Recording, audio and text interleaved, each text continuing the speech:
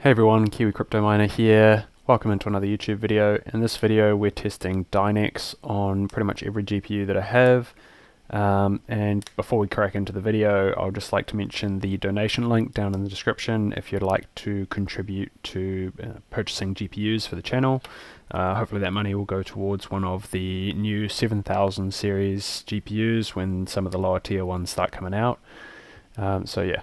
Onto the video. So you can see on the screen here we've got a 5600 XT power color with Micron memory on the test bench, and yeah, we're mining Dynex on the newest version of SRB miner, which is version 2.2.4.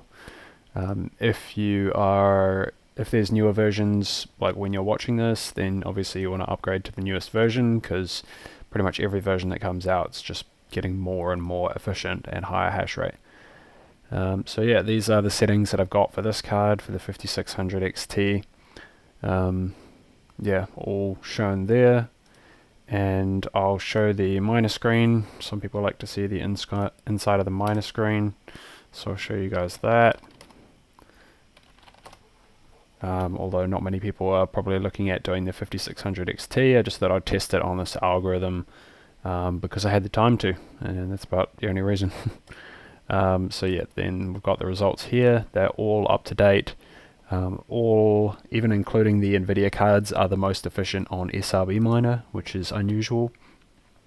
SRB miner is really good for AMD cards on any algorithms that Team Red Miner doesn't cover, because Team Red Miner is pretty much the most efficient on every algorithm that it supports for the AMD 6000 series.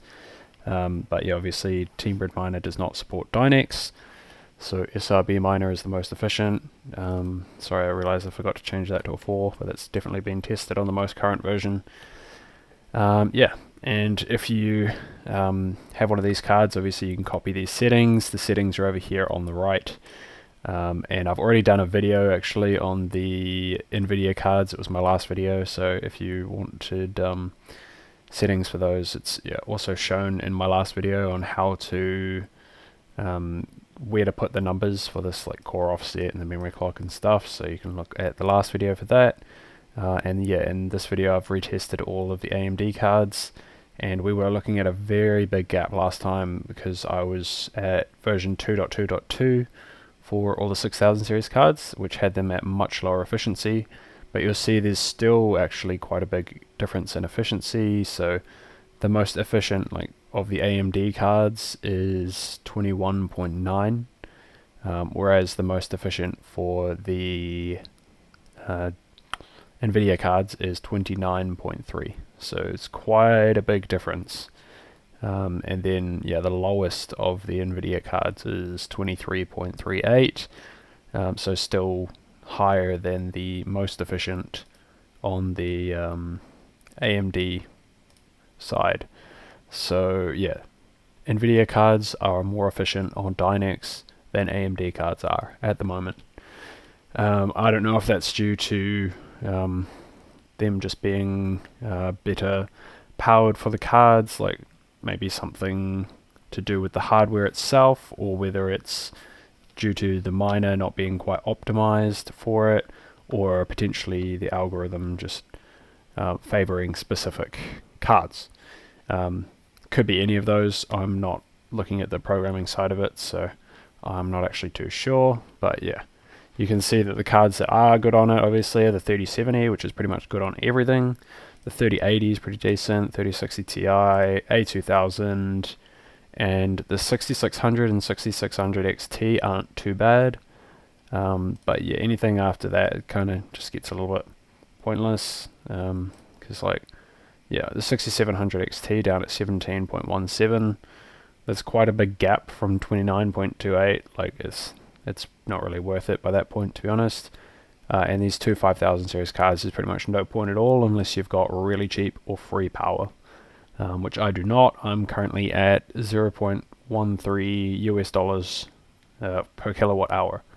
So it's not the best price, but I mean it's also not the worst. There's obviously places that are at significantly greater cost than that. So count myself lucky that I can actually get that price.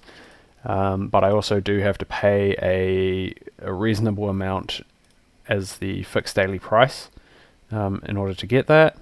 But yeah, it's all kind of part of the running the crypto mining rigs and stuff. Yeah, I'll show the flight sheet, even though there's not really much to it. You just got the Dynex coin, add in your wallet, configure the pool and the miner, and then in the miner you select SRB, multi obviously, and then hash algorithm Dynex, wallet, you just chuck in the wallet.worker template, that should automatically pre-populate, and then your pool just goes in here with the port next to it, formatted as it says just there. Usually it pops up in here as well. Yeah, if you just want to use one of the generic ones, it shows you the format that it's supposed to come in anyway. Password is just automatically X, and then we've got the mallob endpoint, so I guess that still needs to be in there because it automatically pre-populated in there. And because it's SRB miner, we've got the disable CPU command. If you don't have that in there, it'll try and mine on the CPU as well, which can cause issues depending on what your CPU is, or what your CPU cooler is. It might just cause temperature issues.